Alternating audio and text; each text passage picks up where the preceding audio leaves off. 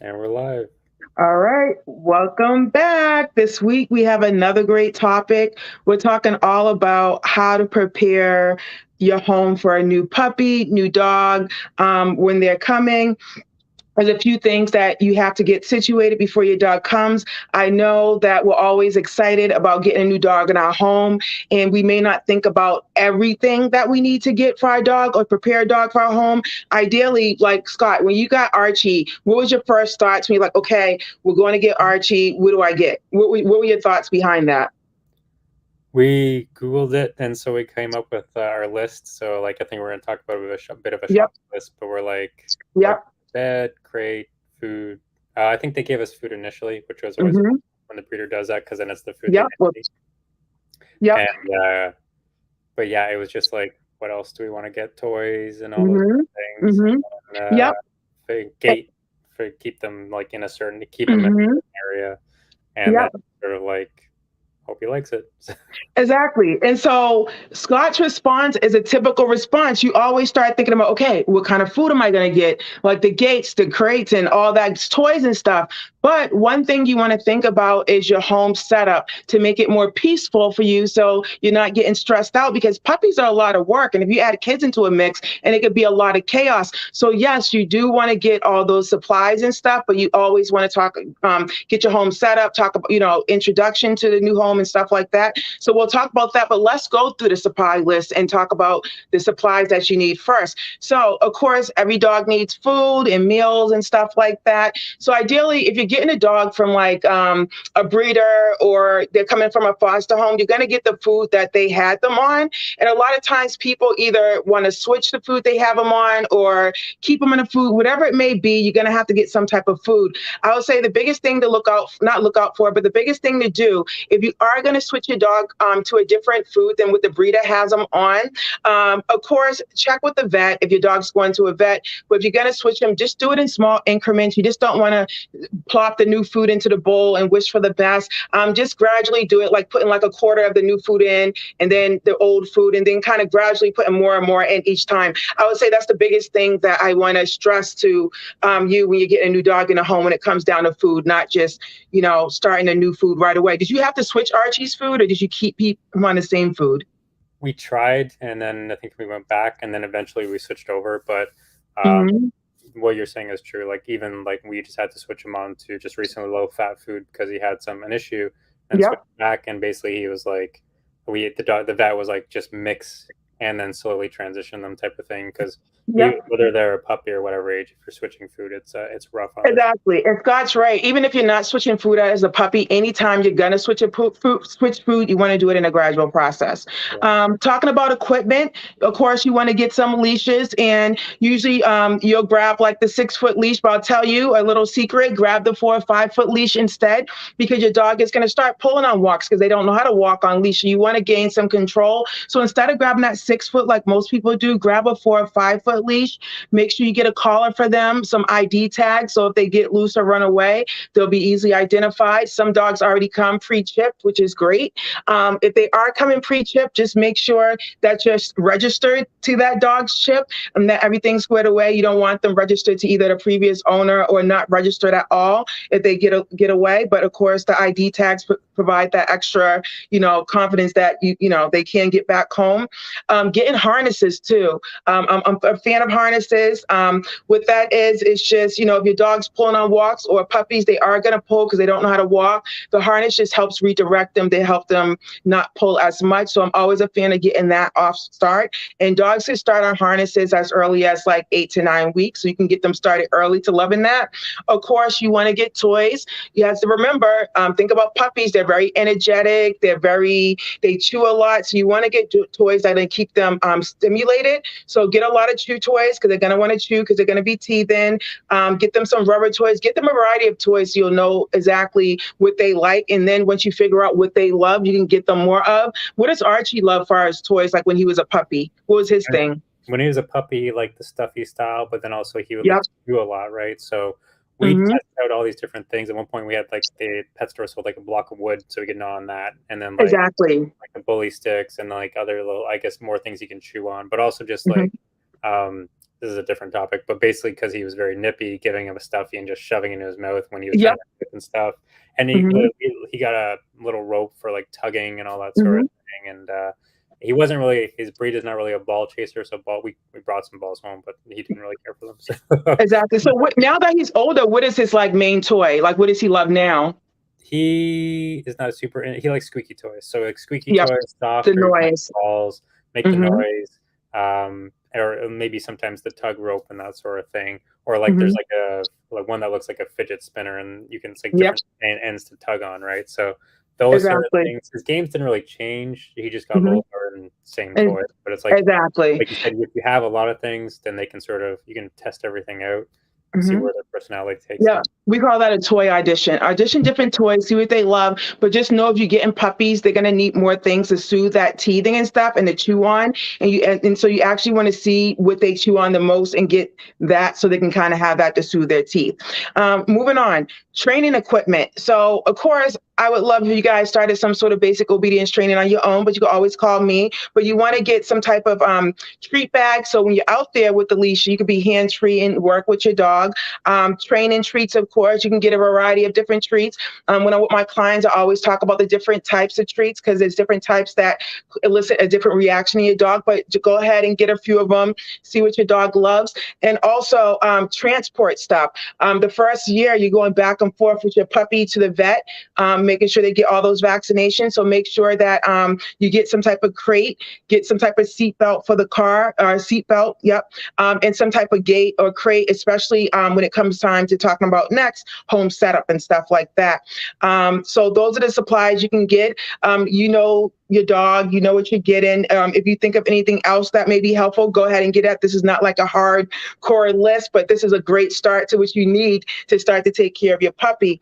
So going into the home setup, what do you need to do to set up your home before your puppy? I think, I train a lot of dogs. I go in and I train a lot of puppies. And like I said, people are so excited to get the dog, but they often forget about setting up their home. Yes, they think about the gates and crates and stuff like that, but you have to think about your puppy's energy level and managing them, making sure you're going to keep an eye on them. So you want to set up your home almost as if you're um, bringing home a newborn baby. So the first things first, home setup, you want to puppy proof your home the same way you would baby proof your home. Okay, so puppies are no different than babies. They get into a lot of stuff once they start crawling and stuff, and puppies are already like getting all, jumpy, walking all over the place. So home setup, you definitely want to get a crate for confinement or pick a location in your room, basically where your dog, that's going to be their spot where they can settle and they can relax. And then when you're setting up your home, you want to take a look at your home and figure out, you always want to start your dog off in one area of the home. So figure out what area that's going to be. And you want to place some type of gate area around that section so that can be your dog's room. Okay. Did you do that for Archie, or what kind of setup did you do for him? So we with our condo, we have our kitchen, Exactly. and then it leads onto our living room. So we Yep. sectioned off the kitchen, had a baby gate that went right across to cover to make so he couldn't Mhm. get in there. His crate was right there, basically, and then we had doors we could close, so that basically be only the kitchen he could get into.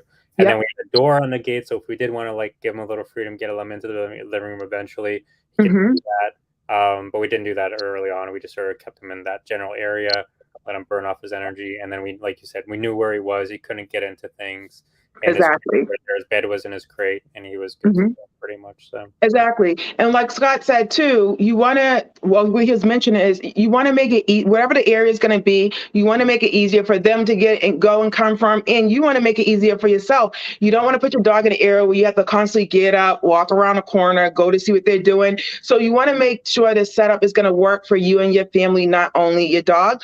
And so just take a look at your surroundings, take a look at your home, take a look and see what area may work for your dog. And you want to start there. So let's fast track. You got your dog, you're in the car, it's all great. And so let's talk about your dog's first day home and the home introduction.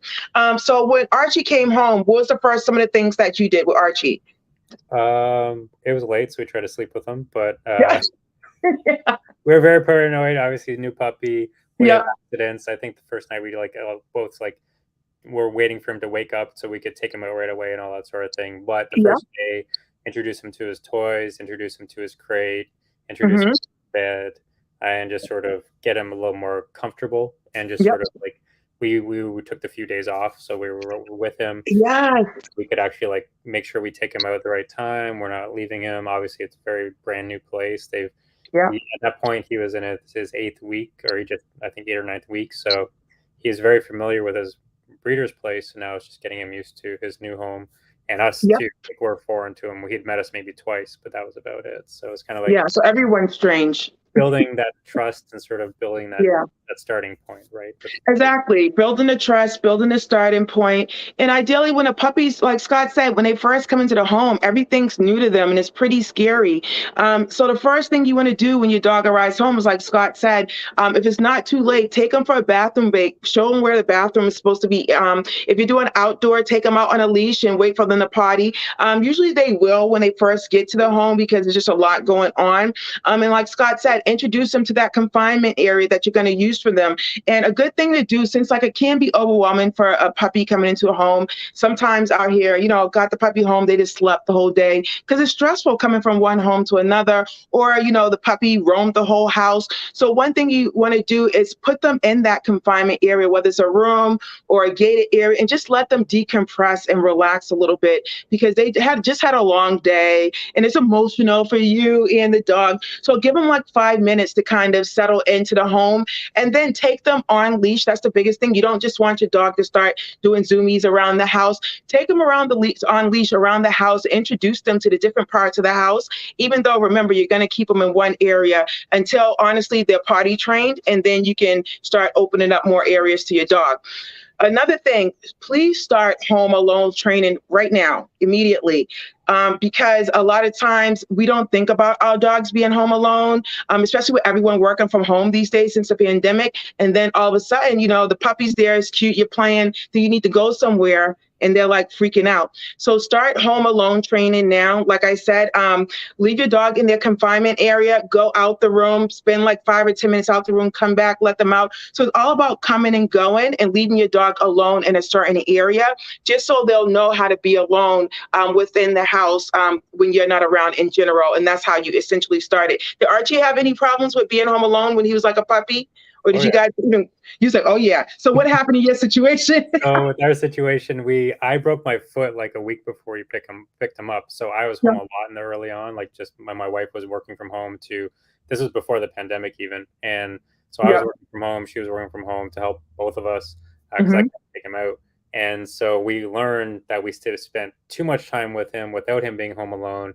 And then when we didn't leave him, we just like left and like went around because we had a monitor set up. So we went Yeah.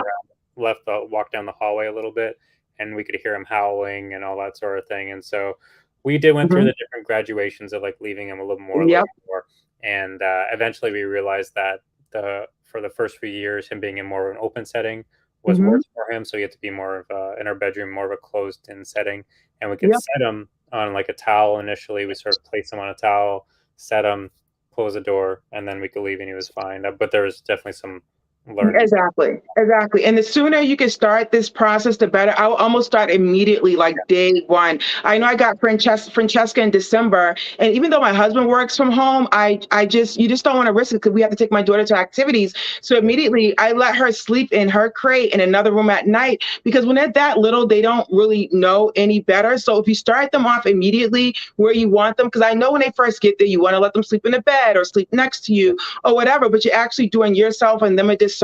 So, spend as much time with them as you want at, during the day or whatever, but at night, really do have them go in that confinement area to sleep alone in a separate room. So you can start that alone process even at night too, will be helpful. And they'll start to understand what you expect of them. So moving on, of course, like I said, you want to start some house training and potty training. Take your dog immediately once you get them to the home. If they're younger, taking them out every hour or anytime they wake up from a nap, anytime they finish vigorous play, anytime they do anything exciting, take them out as much as you can because they have those small, tiny bladders. So ideally, if they're like 8 weeks or even like 3 months, you want to do 1 to 2 hours. So just make sure. And also, a quick reminder, because I have to remind my clients, don't clean up the stuff with any type of household items. Make sure you use something with enzyme cleaner in it, like Resolve, because if you use anything else, it's going to make it more stinky. That's the main takeaway for house training too, as well as taking them out every hour. And of course, you're going to start the crate training, making sure they're getting used to the crate. And a bedtime routine, that's what I want to elaborate on a little bit too, because like I said, you want to make sure that they can be alone by themselves. But I know a lot of times you don't know the environment. When you pick your dog up, whether it's from a foster care or from the breeder, wherever you're getting them from, ask them what their bedtime routine was like. Maybe it was the same, maybe it's different, so that like, hey, you have to remember these dogs may came from a litter of 8, so they're used to sleeping with other puppies or their mom and stuff. They may had no confinement and just left to, who knows, okay? So I'll hear a lot like, oh, my puppy whines at night or whatever like that. So a little tip, if you go to bed at 9 o'clock, start this process at like 8 o'clock, 8:30. You just don't want to, go lie down, puppy, take your, little beer and go to bed. Start winding them down early. You don't want to do any type of fun activity with them. Start like sitting with them, petting them and stuff. And then if you put them inside their crate, put them in, they like the crate to be like a den area. So whether that's a towel over it or a crate cover, or and then putting in some of your dirty clothes as well, so they can smell that smell of you and feel the comfort. And I know when I got Francesca, the breeder was really cool. And you can buy these from the store. They have the little heartbeat dog that stimulates the mom's heartbeat. And so throwing that stuff all in there creates a calming environment for the dog, and it makes them less, weepy at night. And also, before you get up to leave your dog, just sit by the crate with them. You don't have to say anything to them, but just them feeling your presence. Wait until they settle and relax, and you notice that they're calm, and then you can get up and walk away. And I know sometimes there's some confusion. I know when I come in for consultations with my clients, like, what do I do? Like, my husband's sleeping down there all night, the dog's crying and stuff. So it's all about providing comfort for your dog to let them know that they're in a safe place and you're near. That's all. Did you have to do any of that for Archie when he was younger, or was he okay when you got him? You're looking like you're going to say it. You're like, nope. Nope. He was awful. He is not crate trained. So no. Yeah, you're like, no, let's just skip by that. He's not. He failed. So. He's like, he failed. Yeah. And so the thing, people ask me too, like, does my dog have to be in a crate forever? No, your dog doesn't have to be in a crate or a gated area forever. I tell folks the primary reason we use the gates in a crate is for house training, because you don't want them. You can assume if your dogs, you don't see them, they're getting in trouble. So for, house training purposes, once your dog is fully house trained, you don't have to use a crate. And my crate right now, my dog, we used it early on. He's 5 now, and now he just goes and hangs out in it. So if your dog doesn't even do that, you could take it away. And also, you want to use it for the puppy just to get some type of settle time, because sometimes they do get kind of crazy and they need to decompress. So you want to use that crate for that. But as they get older and more mature and start to relax, you can take all that stuff away. But I do recommend starting it now, or, there's other options as well if people don't want to do the crate or the gated area, but that's a whole nother live. So the bedtime routine, we talked about that. Getting your puppy plenty of exercise. If you notice that, you get your puppy home, you're like, oh, it's so cute. They're jumping all over the place. And then you're ready to chill and the puppy's still going crazy. Make sure you get them plenty of exercise. You want them to have at least 30 minutes of some type of vigorous exercise, whether that's a leash walk, playing with toys, doing a little bit of fetch, but you want them to release that that puppy energy. And when I come talk to my clients, I go through an exercise schedule with them, especially if they don't know why their puppies are crazy. I'll sit down with you and, hey, look, talk to me about your puppy's day. Oh, okay. So they sleep for 5 hours a day. Maybe we should break that up a little bit. So I can go through your puppy's schedule. And then, so I encourage you, before you get your puppy, try to devise a plan where they're getting enough exercise, where they're not getting too crazy.